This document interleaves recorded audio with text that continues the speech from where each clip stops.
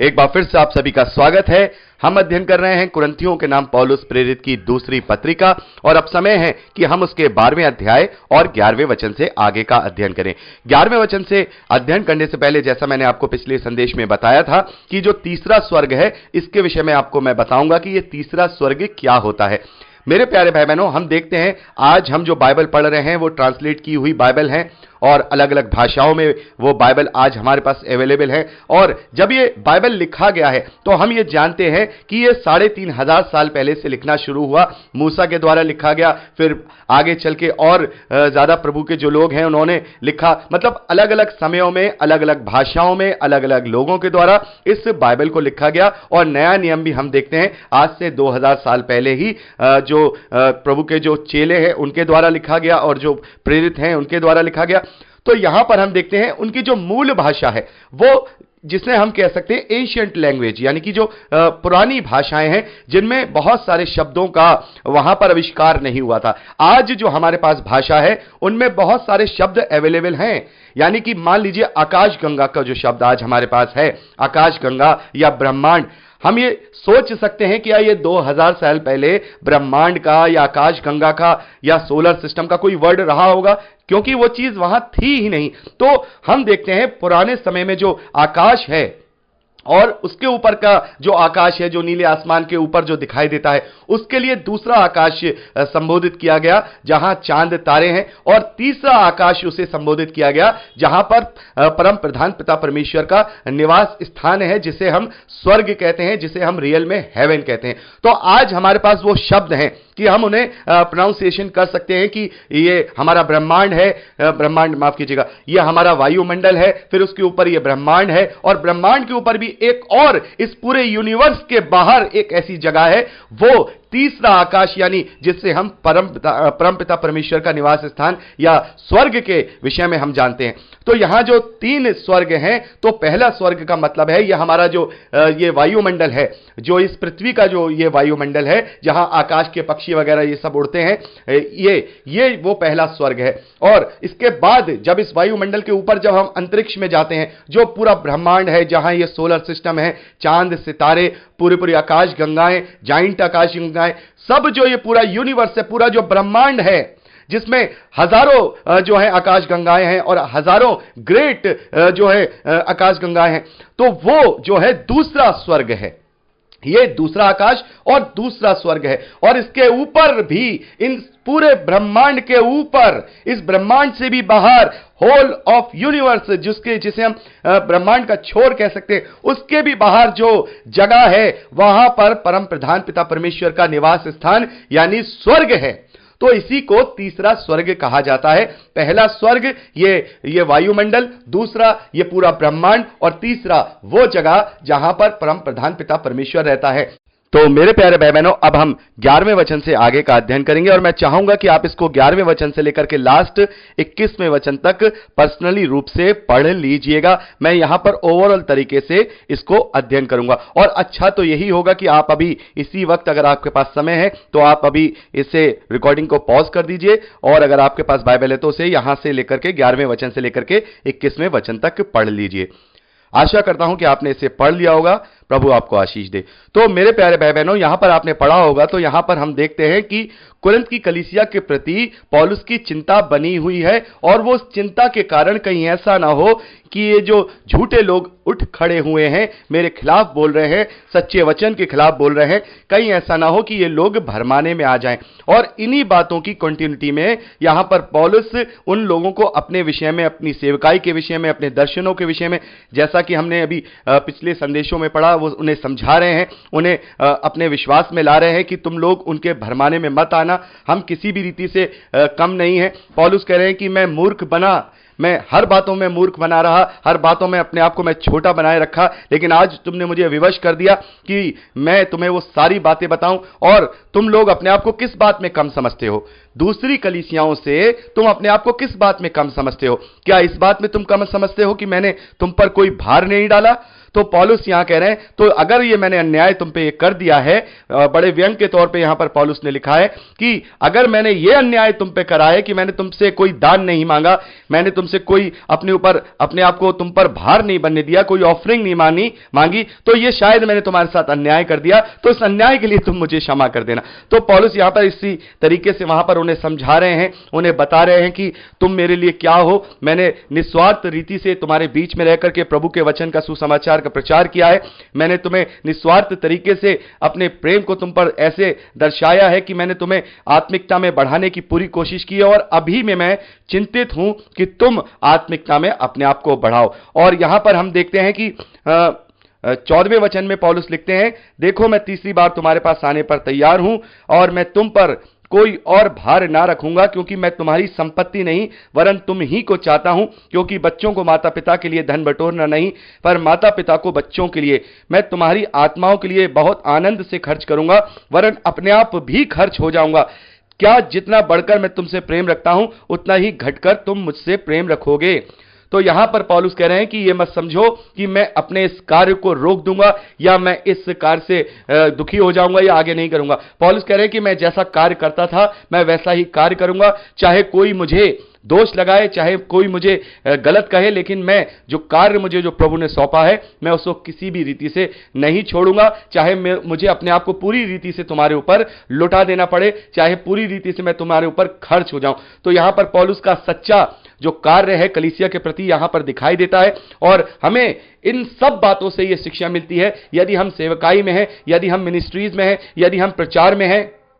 तो हमें पूरी धुन के साथ, पूरी अब मन की संपूर्णता के साथ अपने कार्य को करना है, अपनी बुलाहट को पूरा करना है, चाहे उसके लिए हमें तबाह होना पड़े, चाहे हमें उसके लिए किसी भी प्रकार से किसी क्लेश में जाना पड़े, हमें बेइज्जती को सहना पड़े, लोग हमें ताने मारे, लोग हमें गलत कहें, इन सब बातों को इग्नोर करते हुए अपनी धुन में लगे रहते हुए उस कार्य को पूरा करना है जो कार्य परमेश्वर ने हमें सौंपा है, या उस सेवक को सौंपा है जिसके द्वारा बहुत सारी आत्माओं को बचाया जा सकता है। तो मेरे प्यारे भाई बहनों, यहां पर हमने 12वें अध्याय को भी ओवरऑल तरीके से कंप्लीट कर लिया है, और मैं चाहता तो उसको एक एक वचन पढ़ के आपको डिस्क्राइब कर सकता था, लेकिन यहां पर ऐसी कोई बात नहीं है जिसको हम डिस्क्राइब करें। आप इसको पर्सनली रूप से पढ़ करके भी समझ सकते हैं, क्योंकि अभी तक हम वही बातें पढ़ते चले आ रहे हैं कि पौलुस अपनी सेवकाई को और अपने विषय में हर एक चीज को यहां डिफेंड कर रहे हैं, और जो मूल शिक्षा हमें मिलती है वो यहां पर हमने बात की है, और आप इसको पर्सनली रूप से पढ़ लीजिएगा। और 13वें अध्याय की तरफ जब हम आते हैं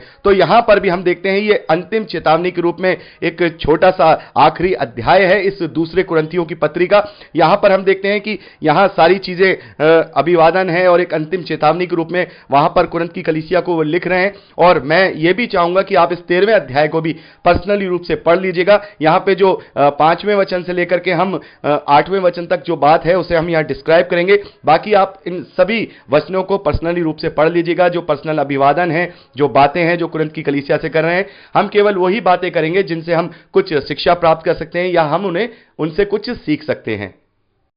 तो जब हम 13वें अध्याय उसके 5वें वचन से लेकर 8वें वचन तक पढ़ते हैं तो यहां पर पौलुस लिखते हैं, अपने आप को परखो कि विश्वास में हो कि नहीं, अपने आप को जांचो, क्या तुम अपने मन में यह नहीं जानते कि यीशु मसीह तुम में है, नहीं तो तुम जांच में निकम्मे निकले हो। पर मेरी आशा यह है कि तुम जान लोगे कि हम निकम्मे नहीं। हम अपने परमेश्वर से प्रार्थना करते हैं कि तुम कोई बुराई ना करो, इसलिए नहीं कि हम खरे दिखने पड़े, पर इसलिए कि तुम भलाई करो, चाहे हम निकम्मे ही ठहरे, क्योंकि हम सत्य के विरोध में कुछ नहीं कर सकते पर सत्य के लिए ही कर सकते हैं। तो मेरे प्यारे भाई बहनों, यहां पर पौलुस कह रहे हैं कि हमें अपने आप को जांचना है, हमें अपने आप को परखना है कि हम विश्वास में बने हुए हैं कि नहीं, हम में प्रभु यीशु मसीह मौजूद है कि नहीं, प्रभु यीशु मसीह का स्वभाव, उसका चरित्र, उसका चाल चलन मेरे और आपके अंदर मौजूद है या नहीं। हम इस बात को परखें, इस बात को हम जांचें, इस बात को हम जानें। अगर हम जानेंगे, अगर हम परखेंगे तो हम समझ जाएंगे कि हम निकम्मे हैं या फिर हम प्रभु के हैं। यहां पर पौलुस कह रहे हैं कि अपने आप को वचन के द्वारा तुम्हें जांचना है, अपने आप को तुम्हें वचन के द्वारा परखना है। और जब हम 2 तीमुथियुस उसका 2 अध्याय और उसके 15वें वचन को पढ़ते हैं तो वहां पर पौलुस ने लिखा है, अपने आप को परमेश्वर का ग्रहण योग्य और ऐसा काम करने वाला ठहराने का प्रयत्न कर जो लज्जित ना होने पाए और जो सत्य के वचन को ठीक रीति से काम में लाता हो। यहां पर पौलुस कह रहे हैं कि अपने आप को परमेश्वर का ग्रहण योग्य ठहराने का प्रयत्न करो, ऐसा काम करने वाला प्रयत्न करो जो परमेश्वर की दृष्टि में मुझे और आपको लज्जित ना होने पाए, लज्जित ना करने पाए। अपने आप को इस बात के लिए तैयार रखो, इस बात की कोशिश में लगे रहो कि जो भी हम कर रहे हैं वो परमेश्वर के ग्रहण योग्य हो, और ऐसा काम करें, ऐसा काम करें इस धरती पर जिसको करने से हम परमेश्वर की दृष्टि में लज्जित ना होने पाए। और आगे वो लिखते हैं पौलुस, ये तुम तभी कर सकते हो जो सत्य के वचन को ठीक रीति से काम में लाता हो। जो सत्य के वचन को,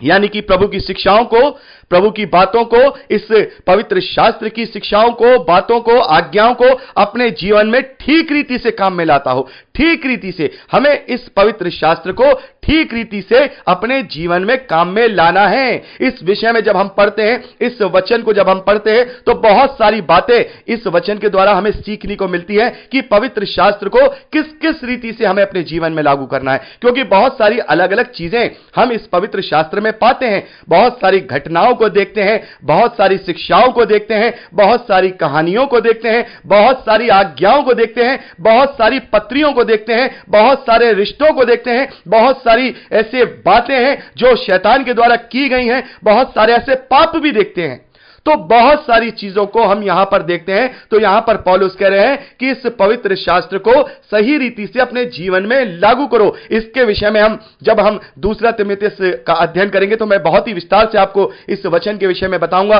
क्योंकि यह वचन बहुत ज्यादा हमसे बात कर रहा है, बहुत ज्यादा हमसे ये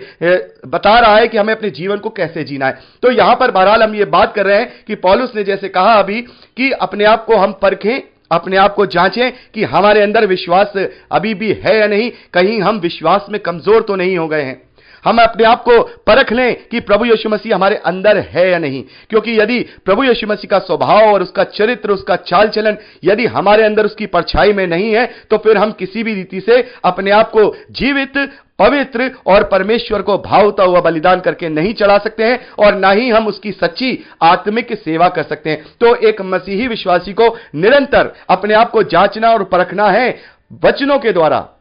वचन की आज्ञाओं के द्वारा, और वचन की बहुत सारी ऐसी चीजें हैं जो अलग अलग हमें बहुत सारी बातें सिखाती हैं। उन सब के द्वारा हमें अपने जीवन के चाल चलन को हमें परखना है। जब हम सुबह से लेकर शाम तक जो भी अपना जीवन बिताते हैं, दिनचर्या बिताते हैं, और जब हम रात को सोने के समय पे जब जाते हैं, तो एक बार आंखें बंद करके उस पूरे दिन को याद करें, पूरे दिन को याद करें कि हमने क्या क्या ऐसा कार्य किया है। कहीं कोई ऐसा कार्य, कहीं कोई ऐसा बयान, कहीं कोई ऐसी चीज हमसे तो नहीं हुई है जो परमेश्वर के विरोध में चली जाए, और यदि हुई है तो उसका पश्चाताप कीजिए, अगले दिन उसको दुरुस्त कीजिए। यह अपने आप को जांचते रहना, अपने आप को काटते रहना, अपने आप को छांटते रहना, यही मसीही विश्वासियों को आत्मिकता में प्रबल करता है। और यह कब होगा? जैसे अभी पौलुस ने यहां पर दूसरा तिमुथियुस दूसरे अध्याय 15वें वचन में लिखा कि सत्य रीति से सत्य वचनों को अपने जीवन में काम में लाओ। तो यह जब होगा जब हम वचनों का अध्ययन करेंगे, यह जब होगा जब हम वचनों को पढ़ेंगे, यह जब होगा जब हम अध्ययन करेंगे, जब हम बाइबल को पढ़ेंगे, बाइबल की शिक्षाओं को, बाइबल के आदेशों को, बाइबल की घटनाओं को, बाइबल की बातों को सही रीति से हम अपने जीवन में लागू करेंगे। तभी हम सही रीति से इस परमेश्वर के वचन पर चल पाएंगे और अपने आप को परमेश्वर का ग्रहण योग्य बना पाएंगे, और अपने आप को ऐसा कार्य करने वाला जो है मसीही विश्वासी बनाएंगे, ऐसा प्रयत्न करने वाला मसीही विश्वासी बनाएंगे जो अंत के दिनों में जब न्याय का दिन आएगा, जब हम यहां से उसके हुजूरी में जाएंगे, तो उसकी दृष्टि में हम अपने आप को लज्जित ना पाएं। तो मेरे प्यारे भाई बहनों, यहां पर हमने दूसरा कुरिन्थियों यहां कंप्लीट कर लिया है, और मैंने 12वां अध्याय और 13वां अध्याय थोड़ा ओवरऑल तरीके से आप लोगों से अध्ययन कराया है, क्योंकि मैं जानता हूं कि परमेश्वर का धन्यवाद है कि हम पिछले 7-8 महीनों से, 1 साल से बल्कि हम अध्ययन कर रहे हैं और बाइबल की बातों को पढ़ रहे हैं। इतना तो अभी हमें बाइबल को पढ़ने का हमें समझ है कि हम ऐसी बातों को अपने आप से पढ़ सकते हैं, और हम जानते हैं यहां पर कोई ज्यादा डिस्क्राइब करने की जरूरत वाली चीजें नहीं है, क्योंकि ये जो पत्री है इनमें जो बहुत सारी बातें ऐसी है जिनसे हम शिक्षाएं ले सकते हैं, बहुत सारी बातें ऐसी हैं जो सलाह के रूप में दी गई हैं, बहुत सारी सारी बातें ऐसी हैं जो प्रभु की आज्ञाओं के रूप में दी गई हैं, बहुत सारी बातें ऐसी हैं जो घटनाओं को देकर के एक दूसरे के रिलेशन को लेकर के लिखी गई हैं। जैसे यहां पर पौलुस का अपने आप को डिफाइन करना, अपनी सेवकाई को डिफाइन करना, तो यहां पर पौलुस ने अपने आप को पूरी रीति से डिफाइन किया है, अपनी प्रशंसा की है, अपनी बातें बताई हैं, अपने सेवकाई की चीजें की हैं। तो इन सब चीजों से हम जो सीख सकते थे वो हमने सीखा। यहां अंतिम चेतावनी जो यहां पर पौलुस ने लिखी है, जो मेरे और आपके लिए आत्मिक उन्नति के लिए उपयोगी थी, वो वहां पर हमने अध्ययन किया। बाकी चीजें आप अपने आप पर्सनल रूप से जरूर पढ़ लीजिएगा, क्योंकि अगर आप इन्हें पर्सनली रूप से नहीं पढ़ेंगे तो यह अध्ययन आपकी दृष्टि में सही और पूर्ण नहीं माना जाएगा। तो यहां पर परमेश्वर का कोटि कोटि धन्यवाद है कि हमने दूसरा कुरिन्थियों जो है कंप्लीट कर लिया है। यहां 13 अध्याय थे, 13 अध्याय हमने कंप्लीट कर लिए हैं, और अब अगली रिकॉर्डिंग में हम इसका एक कंक्लूजन लेकर के आएंगे, जो हमेशा हम हर एक पत्री के खत्म होने के बाद एक कंक्लूजन लेकर के आते हैं कि हमने यहां पर क्या क्या प्रमुख शिक्षाएं प्राप्त की हैं। तो अगली रिकॉर्डिंग में हम वो प्रमुख शिक्षाओं के विषय में बात करेंगे, और प्रार्थनाओं में याद रखिए कि हम मंडे से फिर अब गलातियों की पत्री शुरू करेंगे। प्रभु आपको आशीष दे। Praise the Lord.